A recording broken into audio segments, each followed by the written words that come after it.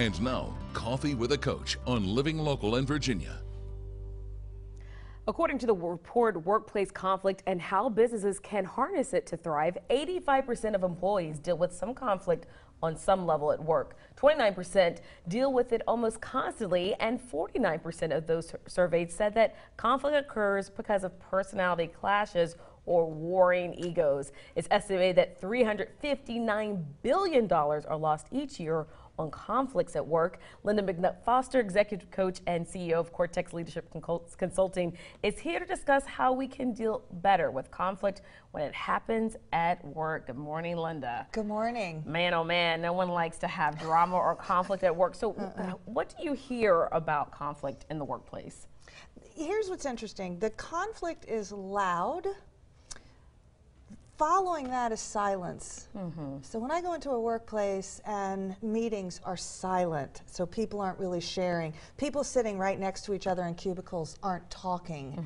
So there's an initial sort of flare up, and then it could be months actually before those people really even try to resolve it. And so they just kind of shut down? Is it kind of like, let's brush it under the carpet and act like nothing's happened? Oh, absolutely. And they're not, I mean, we're really not taught how to have conflict at work. I mean, when you think about it, there's just this assumption that we're going to get along and we're going to play kumbaya and everybody has the same desired outcome, and that's so totally not true. Well, you know, think about it. If you have conflict at home and you don't know how to resolve conflict at home, what on earth do you think anyone's going to know how to deal with conflict at work? Well, and that's, you care about the people at home. That's I mean, true. these are the people that when you're not at that job anymore, you're going to go home to, and you don't even know how to do it there. That's true. So how would you, and you didn't choose it a lot of times. So the person in the cubicle next to you, you did not choose to work with. You've joined this team, Good right? point. Good point. So how does it affect the people in the conflict? You know, it's very upsetting, but they don't talk to each other about it. So there's sadness, there's hurt, there's incredible disappointment from I had an expectation that we were going to get along, or some people think, well, I thought we could get along and have friends, but we don't talk about that.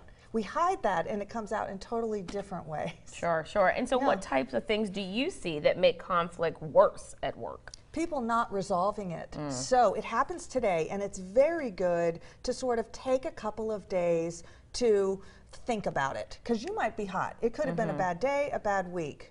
But then when your gut says, I really need to resolve this, do it. Yeah. Don't wait. Right. Okay, but what about the rule of thumb that you should maybe calm down before you fire off an email or go to a supervisor? Like, what's the time frame in which you should let it settle before you... Number one, like if your fingers are on fire, that is not a good time, and you'll never resolve a conflict through email. So the minute you start feeling anxious and you start feeling angry or frustrated, do not type that email. Step away from it and see every time you enter and think about it, can you do it with a different state of mind? If you can't, you need to take a minute and go maybe talk to somebody. Yeah, so how do you go about resolving conflict with someone at work? You know what I think? The most important thing is to not call it conflict, but to say, I need to have a conversation. And some conversations go well, some don't. To enter the conversation with the person, don't catch them off guard.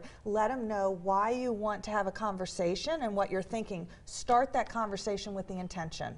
Say, you know, my intention is for us to be able to get along at work, and I really want us to find a way that after this conversation, both of us can gain from one another. Yeah, so first things first, take a moment, step back before you attack.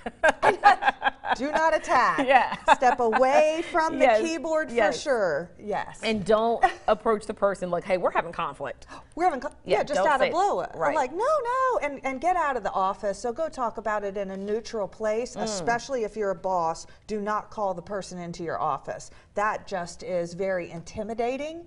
You need to step away and pick a neutral place where both people can feel comfortable to have a conversation. Okay, good point. Make it comfortable for everyone. All right, no one likes conflict, but it's got to be dealt with. It does. Yes, absolutely. Well, Lynda, thank you so much.